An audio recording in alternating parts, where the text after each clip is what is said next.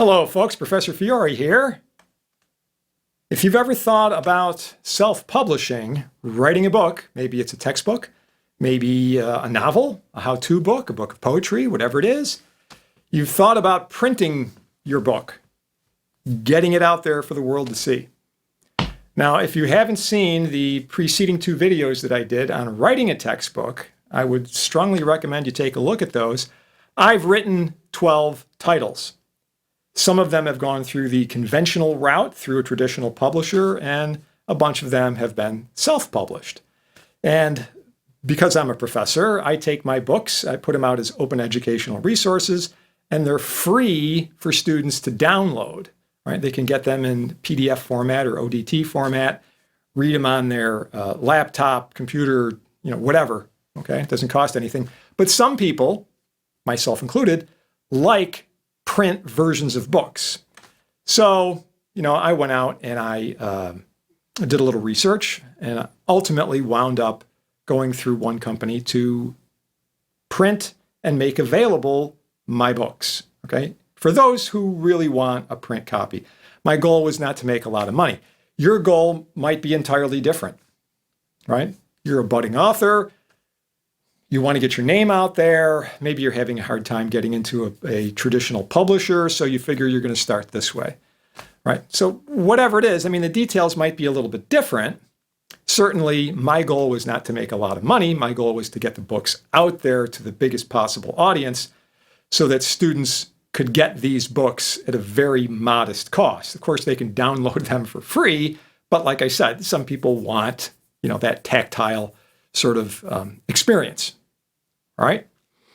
All right. So, if you haven't seen the preceding two videos on writing a textbook that I've done, you might want to take a look at those. The first one details my experiences with a traditional textbook publisher. The second one talks more about open educational resources and my experiences with self-publishing, basically. All right.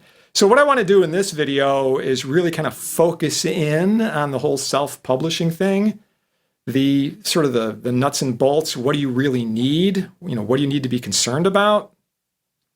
All right. So, where do we begin? Well, my first comment would be, how many copies are you going to need? Right? If you're just looking at something small, like if you're a teacher and you just want to create something for your class, you need 20 copies, let's say. And that's about it. That's all you're really concerned in doing. I would suggest you take your manuscript, turn it into a PDF file, stick it on a little thumb drive, USB drive, go down to your local printer and have them burn off 20 copies or whatever the heck it is. That's like the least hassle way of doing it. Okay. When I first started doing OERs, that's what I would do for my class. I would take a poll. How many people want a hard copy? Maybe 8 people would say, yeah, I want that. I'd go down, have 8 copies printed off, bring them back in. Everybody's happy. All right. On the other hand, if what you want to do is get your book out there, for lots of people to take a look at, well, you're going to have to start considering the marketing end of it, the distribution end of it, not just physically making the books, because I'm going to guess that you don't want to have to warehouse books on your own, right? You probably don't want to have boxes of books sitting in the corner of your bedroom, and then people contact you somehow, you fulfill the orders and send them out, right? You probably want a company to take care of that for you, right? All right, so where do we go from here? Well, if you haven't written the book yet, the first thing I'm going to say is consider the format, the layout of the book. How big are the pages going to be? There are standard sizes to books. In my case, I happen to use 8.5 by 11. It's, US standard letter size, right? But there are other standards out there, 6 by 9 and so on and so forth. You don't want to come up with some really odd size that the printer you want to use doesn't support, right? That would be self-defeating. I happen to choose 8.5 by 11 because, for example, if a student has a lab manual, they just have the electronic version and they only want to print off like one lab. They only want to print off 10 pages or something. They can just blast that off to a printer, And being 8.5 by 11, that's the standard paper size. So, there's no scaling involved or anything. Everything's going to come out just the way they expect, right? That's why I chose that. But, if you're going to write a book of poetry, you probably don't want 8.5 by 11 format, all right? But in any case, you go to one of these places and you check out, what's available. Well, like where? Well, there's a bunch of places. Barnes & Noble has capability of doing this. Lulu is another one, Lulu. Book Baby is another one. And then, there's Kindle Direct Publishing, which is Amazon's thing, KDP. I happen to use KDP. At the time, they had kind of what I needed. I wanted to get my book available to, as many people as I could, right? In other words, wherever Amazon has a presence, your book can be found, essentially, right? Now, they're not going to do marketing for you. You can pay for that service, but up front, they're not really going to do any marketing for you. But hey, no biggie. What I do is on my websites where you can download, my PDFs and ODT files for free, I just have a little note there. Hey, if you want a print copy, go here, give a link to the Amazon page, and boop, you can buy a copy cheap, okay? All right. Now, you can also, of course, on many of these places like Amazon, you can get ebooks done. Well, the majority of the mechanics doing an ebook versus doing a normal print book, a lot of that is the same. So I'm really just going to focus on the print part of it. And then, when you get into it, you can decide, I'll do an ebook or, whatever. You've got, probably 85% overlap between the two things. So we talk about the print books, you'll have a pretty good idea of what's going on with something like an ebook. All right. So after you've figured out, yes, I am going to use, a particular format size. You check these sites and see what their typical costs are. There's a pretty big variation in terms of print costs. There's a pretty big variation in terms of how they might be able to distribute your book. Like Amazon, Barnes & Noble, it's kind of obvious, right? They're going to go through their web presence, their storefronts and so forth. Other companies, well, maybe not so much. Maybe they can hook you up with a third-party distributor. They only do printing, for example. All depends. You got to look into that. Right up front, I want to say this. If you use a company, they should not, NOT, make any claims towards copyright on your work. That's your work. You're just using them to do a service, to do a print. They should not be able to claim any kind of rights towards your work. In other words, your book, they, in a crazy world, would say, oh, well, we're printing it, so we're the only ones who can print it. We have exclusive rights. No, you don't want to sign off anything like that, right? It's a very simple sort of contractual thing. You give them a file, they're going to print X copies or on demand, whatever it is, you get a certain cut, and that's the end of it.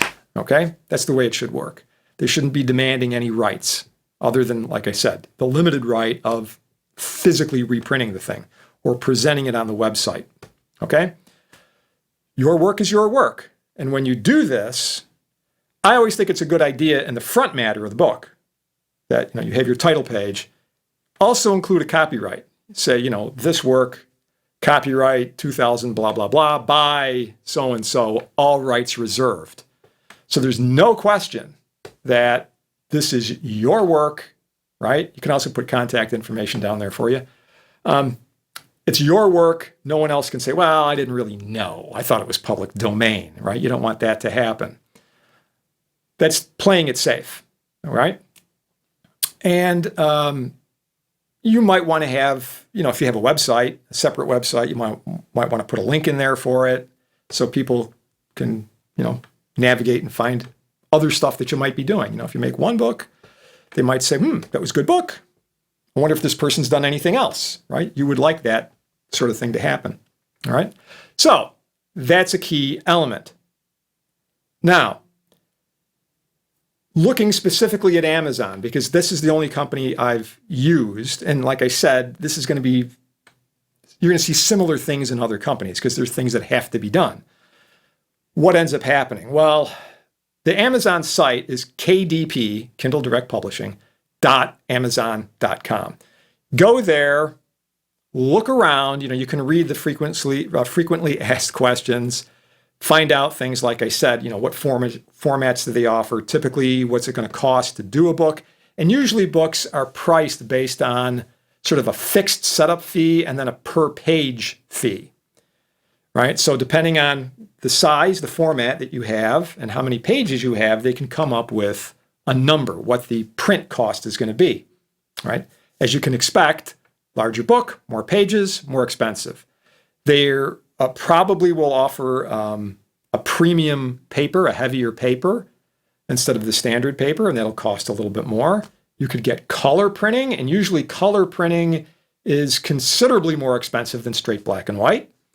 I haven't seen anyone that does limited color printing. In other words, if you had a book that was 95% black and white, but you wanted one section in color, I don't know of any print-on-demand companies that do that. If you do know somebody who does that, please put a comment in below the video.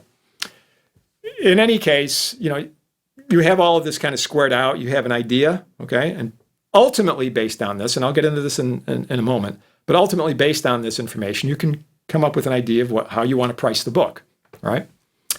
But in any case, you need to create, for Amazon, any of these places, really, you have to create an account to get in there and actually start doing stuff, right? So in KDP, you're going to land on what they call the bookshelf page. So it's all the books that you have written, all right? Each one that's in there, there'll be a little blurb about it and a bunch of little buttons you can click to do different things like edit it and so forth. Now, some of these places offer tools to write your book. In my experience, probably the nicest thing to do is just use your own tools. I happen to use OpenOffice to create my copy and just turn it into a PDF, right? Most of these places will accept a PDF. Now, if it's an ebook, they will probably have, like Kindle has this Kindle Create tool that'll turn your PDF into their proprietary format so that you can turn it into a Kindle ebook, all right? Like I said, companies will have their own special tools if they have a proprietary format. But as far as just making a hard copy, usually a PDF will be sufficient, right? You'd probably rather not use their tools because it kind of ties you to them, right? Take a step back, look at the bigger picture. So I would just create a PDF. I'm all set, ready to go. Now, their tools probably aren't going to do anything. When you submit works, they're probably not going to do anything like grammar checking or spell checking, so that's all on your shoulders. But basically what will happen is when you go in and say, yes, I want to create a book in KDP, it's 3 pages you have to deal with. So the first page is basic information. Author's name, because it might be you and a co-author or multiple co-authors. Edition, publication date, a description of the book, right? Stuff like this. An ISBN, an International Standard Book Number, right? So that any bookstore, library can identify your book. Now, Amazon will offer you a free ISBN if you want it. You can buy your own. In fact, you can buy them by a block. It's a little cheaper to do that. Like you can buy like a block of 10 ISBNs. But if all you plan on doing is just like selling it through Amazon, well, you can just take advantage of their offer. Now, if you plan on sending this around to multiple places, you should probably get your own, right? And then you would tell Amazon, yes, this is the ISBN, and so on and so forth, because they're going to stick that on the cover, right? They're going to stick that on the book.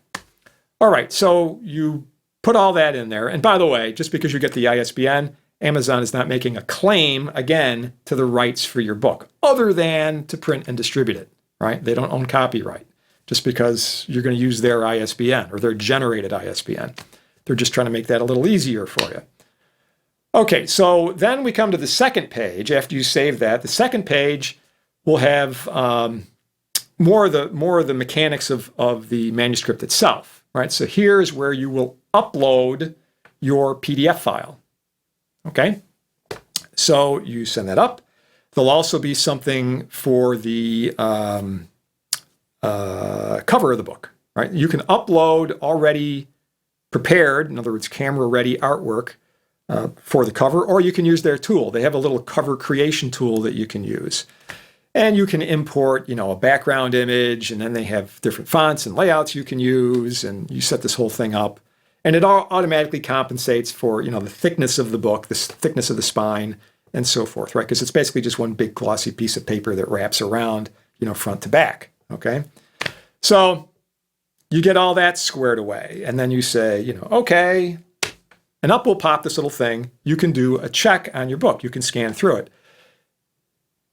And what it'll do is it'll check things like margins. If you have something that's in a non-printable margin, it will warn you, and it will say, well, you can't really go any farther than this because this isn't going to print.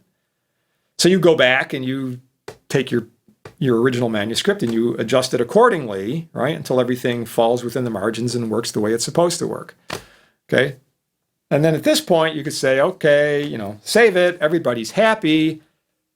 Now we go on to the third page. Third page is where you set the price of your book and various regions. So remember, you have this sort of global reach, okay? And by the way, the setup, if you're doing an ebook, is almost the same. There's just a very minor little change as you go through those pages, okay? Whether it's an ebook or a print book. So anyway, on this last page, you decide on what you want for your royalties. So you can set up either a 60% or a 40%. 60% is exclusive to Amazon. Your book is only on Amazon. If you go 40, that's what they call expanded distribution. So, other third-party retailers can get your book essentially from Amazon and then resell it. All right? I honestly don't know how useful that is. I guess if you're maybe down the road, if you become well-known enough in these circles, that might be a useful thing. But, like in my case, I don't really see anybody going to their local bookstore to order my book, right? In any case, be that as it may, right? You decide what you want to do there. I want to drill down on that percentage. 60%, right? I got a 60% royalty. And by the way, they'll list out all of these different countries. So you can say, US, Canada, Mexico, the UK, France, Germany, so on and so forth. Japan, Australia, blah, blah, blah, blah, blah. And they'll show different things like, this is what the printing cost is in the US. This is the printing cost in the UK. And that'll be in pounds, right? Or, you'll get it in euros or yen or, whatever the local currency happens to be, where it's going to be printed. A little side note here. As far as I can determine, the prices can vary by country. It might actually be a little bit more expensive to print in country A than in country B. And if you use their defaults, they're going to set your retail price, whatever you choose, to be the same at that exchange rate, right? Which means that your royalty might not be the same if the print price is a little bit different, right? Something to bear in mind. But in any case, they will tell you, along with the print price, they will tell you a minimum retail price you can set and a maximum. Now, the maximum is usually huge. It's just usually like, hundreds and hundreds of dollars. It's usually so big that you would never consider doing this. But there is a minimum price. And the most important thing I can impress upon you is when they say 60%, that's your piece. They get 40% off the top, right? Amazon gets 40% off the top. The 60% that you get, also, you have to cover the print cost. So, in fact, you will never get 60%. Ever. You would have to price your book at infinity. All right? In other words, what we have is a curve that's asymptotically approaching 60%. You'll never get 60%. So, for example, let's say your book costs $5 to print, right? And like me, you're just trying to get your book out there. You only care, if I make $1, that's fine. All right? So you set the price of the book for $10. All right, you get 60%. You get $6. Amazon gets $4 off right off the top, right? They get the 40%. But out of that $6, you have to pay the print, right? The print cost, $5. So you get $1. It's a $10 book. You get 60%, which is $6, but you have to pay the $5 print cost. You get $1.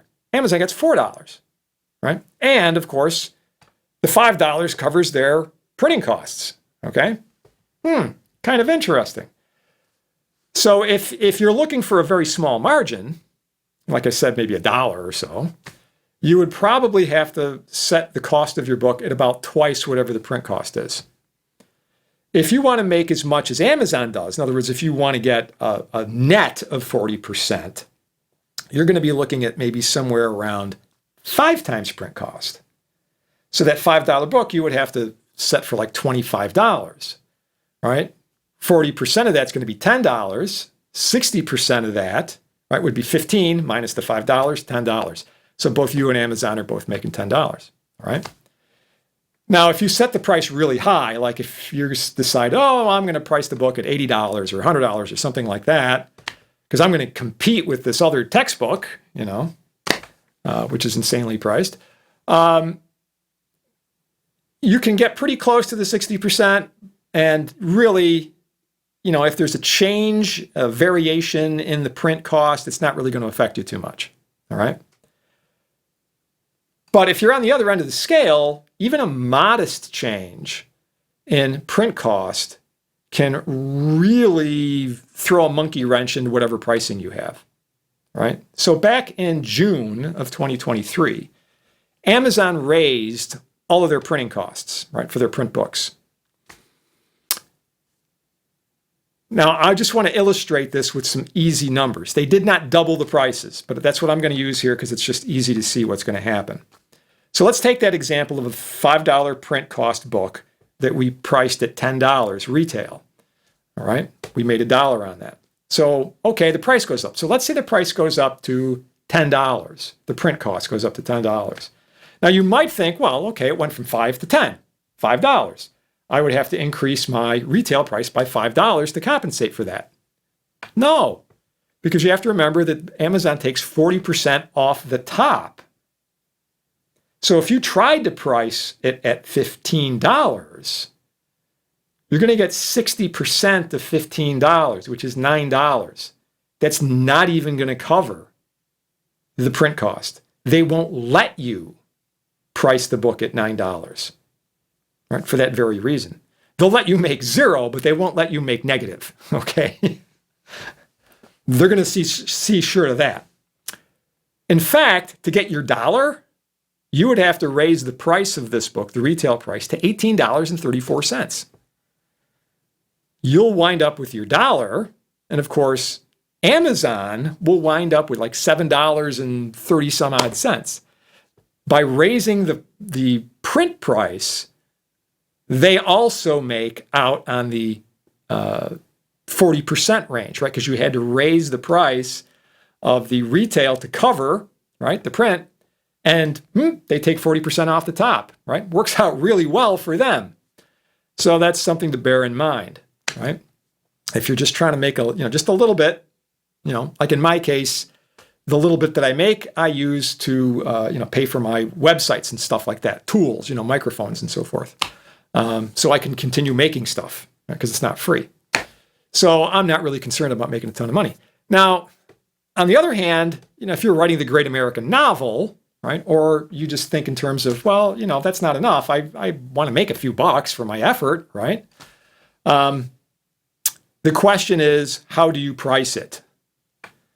Well, that's the age-old question. Are you going to sell a few and make a good profit on each one? Or are you going to sell a lot of them and make a modest profit on each one? Okay? That's going to depend a lot on your book, the market it's going into, what your competition is. Amazon will offer an ad system, right? You can buy ad space, so to speak, sponsorship, if you will. If you do an Amazon search nowadays for anything, I want to find a vacuum cleaner. I want to find, whatever the heck it is. The first page of your search results, almost all of that stuff is sponsored content. It's people who paid to get their stuff on the first page. All right? Well, the question is, does that work for you? Is it worth paying, right, for those impressions to get up on the front page? I don't know. Maybe you can answer that better based on what your book is.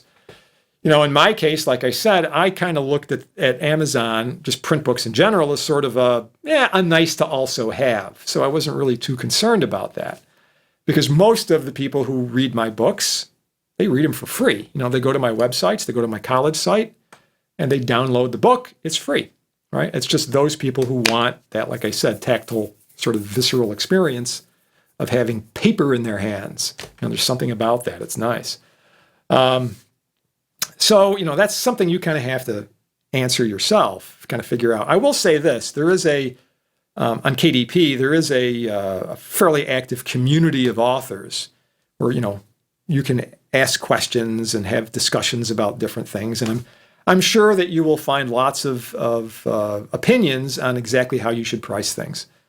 I would say initially, you're probably safest not investing in any of that. I mean, there's no point in let's say, spending $500 on ads if it's only going to generate $500 in sales. You know what I mean? So, and that's, of course, net, right? What you're going to bring back, not just $500 in raw sales. Okay? Otherwise, you're just going in the hole. So that's something you will have to, look at on your own, and that's unique to your situation. Okay? So in any case, I think I've covered most of the biggies. So bottom line is, if you already have a PDF of your manuscript, it's really quite easy. Now, you got the hard part done. You just have to go to one of these sites. Like I said, find out what the costs are, upload your file, maybe do a little extra things like create a cover, get the ISBN, set your, figure out your pricing, and off you go. It's not really a huge investment in time. The work that you did on the book is the huge investment in time. This other stuff is actually pretty minor in comparison time-wise. All right? Okay, so comments, questions, put them down in the comment section. All right? And I'll be happy to talk about them, have any conversations going on. And until next time, take care.